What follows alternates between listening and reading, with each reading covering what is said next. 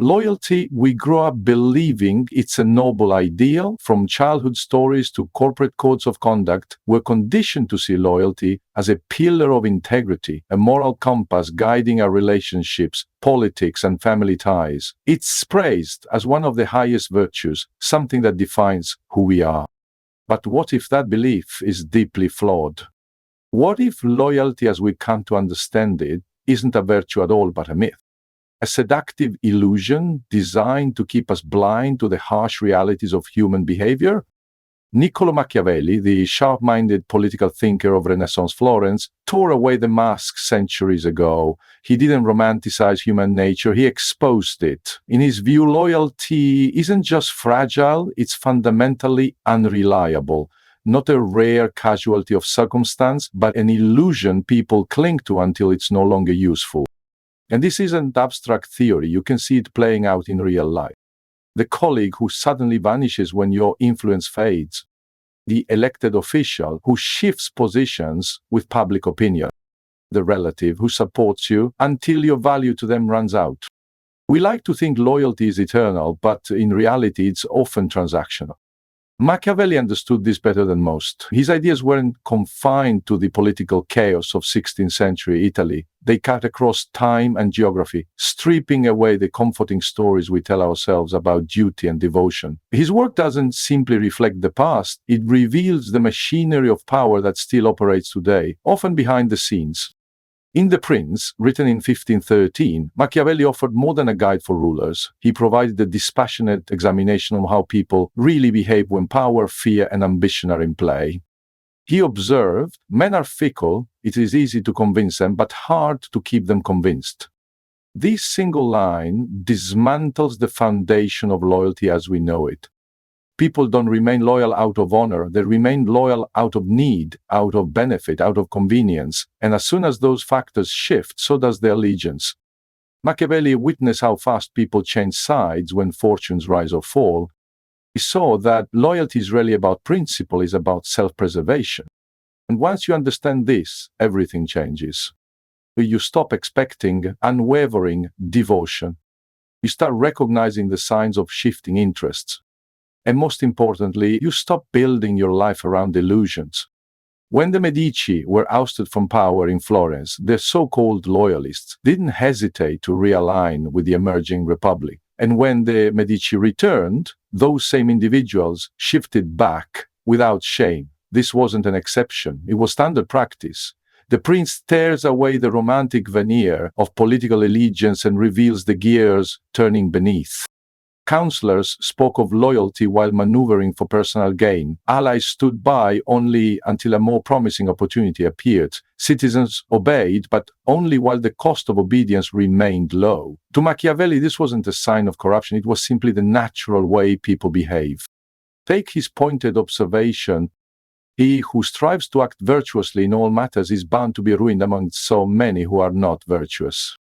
This isn't just pessimism, it's a brutally honest assessment of the dangers of expecting loyalty in a world ruled by self-interest. Those who believe in steadfast loyalty set themselves up to be used, manipulated, and discarded. Machiavelli's insight goes well beyond the realm of politics. It echoes through every level of human interaction. Think about the employee who declares loyalty to their employer until a better paycheck is offered, the partner who vows commitment until temptation knocks, the friend who says they'll stand by you but vanishes when the price of loyalty becomes inconvenient. Loyalty doesn't occasionally lose to self-interest. Self-interest is the engine, loyalty is just the costume. And yet, if loyalty is so easily broken, why do we keep believing in it?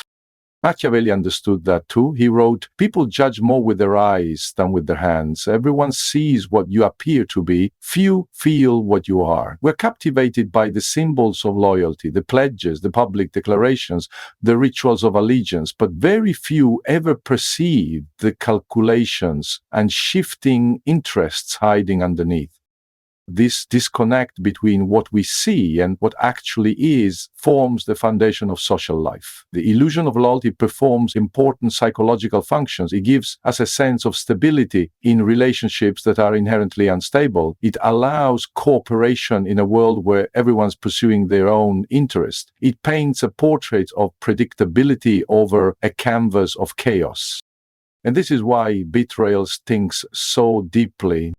When someone breaks our faith, it's not just about what we lose, it's about the collapse of the comforting illusion we built around them. That illusion is what kept us feeling safe. Without it, we're left face to face with the truth Machiavelli never shied away from, that most loyalty is just self-interest in disguise.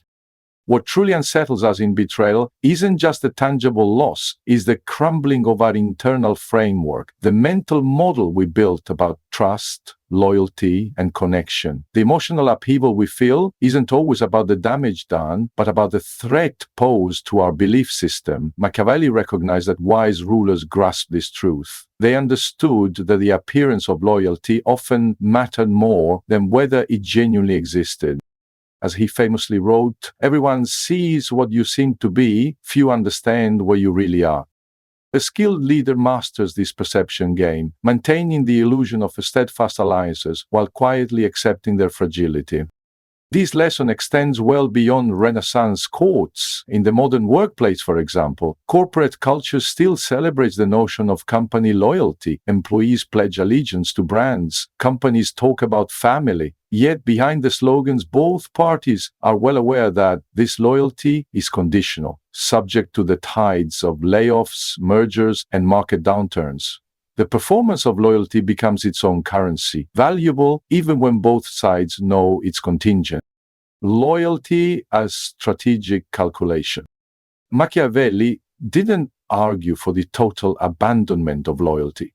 He reframed it. He saw it not as a sacred virtue, but as a tactical calculation, something rooted in perceived benefit rather than moral duty.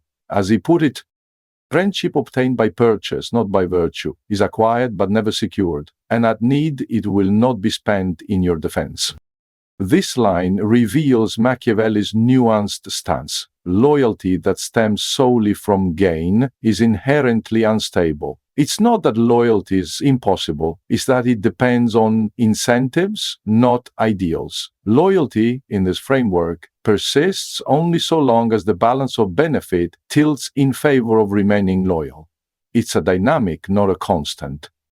People don't need a perfect escape to abandon a commitment, just one that looks slightly better than the current deal. And that's why loyalty so often fails in moments of crisis. When times are good, staying loyal is easy. Rewards flow, and alternatives seem distant. But when hardship strikes, when the personal cost of loyalty rises and better options appear, people reassess, and many leave.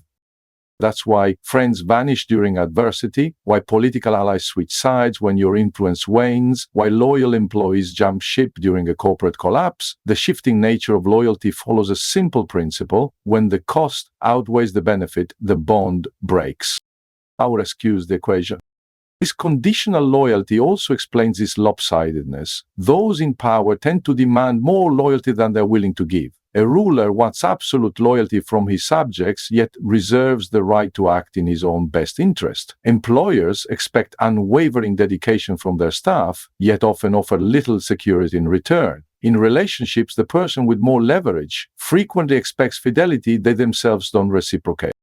Machiavelli didn't frame this imbalance as unethical. He saw it as a byproduct of how power functions. The call for unconditional loyalty serves the powerful. It binds those beneath them while giving them freedom to maneuver. It's a control mechanism cloaked in the language of virtue. This is the heart of Machiavellian realism. Loyalty in practice is not about virtue. It's about fear, interest, and calculated advantage, the true pillars on which enduring relationships are built. If loyalty isn't the unshakable foundation we often imagine it to be, then what truly holds relationships together? Machiavelli offers a provocative answer. He said, "Since love and fear can hardly exist together, if one must choose, it is much safer to be feared than loved." While this strikes modern ears as cold or authoritarian, his point isn't about promoting cruelty. Rather, he's revealing a deeper truth about human nature and the mechanics of reliable bonds. In Machiavelli's view, fear isn't necessarily about terror or domination. It represents the understanding that choices carry consequences. Relationships are not secured by affection alone, but by systems where disloyalty has a cost. That cost may be legal, financial, reputational, or social. The essence of the idea is that relationships endure when betraying them is more painful than maintaining them. We see this logic reflected in all facets of life. Employment contracts include restrictive clauses not to foster love for the company, but to discourage exits. Marriage beyond romance comes with legal obligations that raise the stakes of separation. Political pacts are reinforced by penalties for breaking agreements. These are not foolproof safeguards, but they shift the risk-reward ratio that governs loyalty. Machiavelli also understood that mutual self-interest often outlasts declarations of loyalty. Promises made when necessary are forgotten when they are no longer useful, he observed. People's loyalties adapt to changing circumstances, but when both sides benefit from the same outcome, the bond endures, even without emotional ties. This explains why certain business relationships outlive personal ones. Partnerships grounded in mutual gain can be surprisingly resilient, while emotional bonds may falter when priorities change. This leads to a sobering yet empowering realization. Loyalty is not destroyed by lack of love, but by misaligned incentives. Emotional closeness is not always enough to sustain commitment. What matters is whether the relationship continues to serve both parties' interests. Thriving in a world of conditional loyalty. If we accept Machiavelli's assertion that loyalty is rarely unconditional, how should we navigate our relationships, personally, professionally, and politically? Should we abandon trust and act solely in self-interest? Not necessarily. Machiavelli himself offers practical advice. The first method for estimating the intelligence of a ruler is to look at the men he has around him. In other words, observe not just who surrounds you, but why they stay. Understanding the motivations of those around you becomes a vital skill. Rather than assuming loyalty based on sentiment, wise individuals assess what drives others, their goals, alternatives, and the consequences they would face if they walked away. This doesn't eliminate uncertainty, but it provides a far more stable foundation than blind faith. Strategic trust based on aligned interests and anticipated costs is more effective than hoping others will uphold idealized moral standards. It prepares us for divergence instead of leaving us vulnerable to betrayal. In the workplace, this means recognizing that loyalty from either side is strongest when times are good and weakest when pressure mounts. Layoffs and resignations aren't failures of character. They're often the result of shifting benefit equations. In our personal lives, it means acknowledging that even love is influenced by circumstance. When a relationship begins to demand more than it gives, strain follows. Friendships drift apart when mutual benefit fades. Romance faces challenges when shared goals diverge. This doesn't cheapen love. It simply shows that love alone doesn't guarantee permanence. In politics, this framework reveals why adversaries become allies overnight and lifelong supporters can turn on a leader when incentives flip. These are not aberrations, they are how political systems function. The role of consequences in loyalty.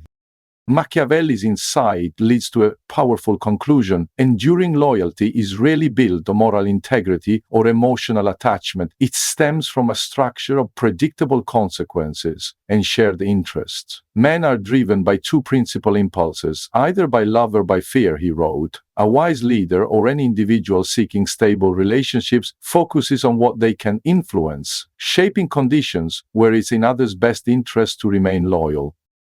This is not about manipulation, it's about clarity. Rather than hoping others will stay loyal because they should, Machiavelli encourages us to create environments where loyalty is the rational, self-preserving choice. In doing so, relationships don't just survive, they become more resilient, honest, and grounded in reality. So, is loyalty real or just a tool of control? As Machiavelli shows us, loyalty often isn't about virtue, it's about power, incentives, and consequences. What do you think? Is loyalty earned or just expected? Drop your thoughts in the comments below. And don't stop here, click the next video where we dive deeper into how powerful people engineer loyalty to serve their interests. It's part 2 of this series and it gets even more revealing.